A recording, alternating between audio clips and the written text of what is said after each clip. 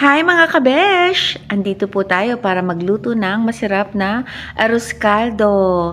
Native po ang gagamitin natin. At 3 manok ito, 'di ba? Napakasaya. Kaya panoorin po natin kung paano magluto ng arroz caldo ni kabesh. Ayan.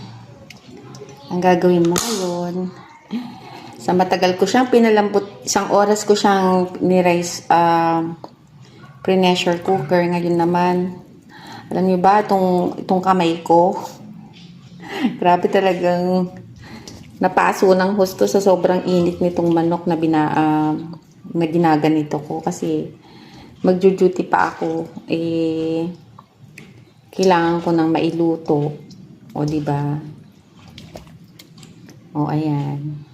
Pagtiyagaan. Namanhid na yata yung kamay ko kasi puro ang init. Talagang pinagtiyagaan ko siyang tapos natin ngayon para mailuto. Ito ay masarap na native na arroz caldo.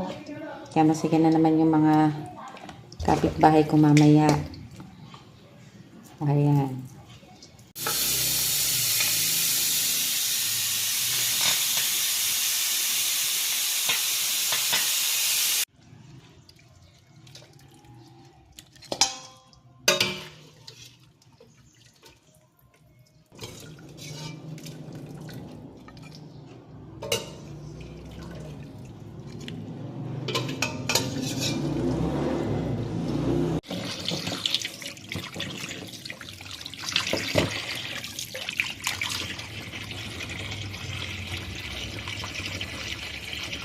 Ayan na yung mga native. Natapos ko na siyang, ay nako, tinanggal sa buto.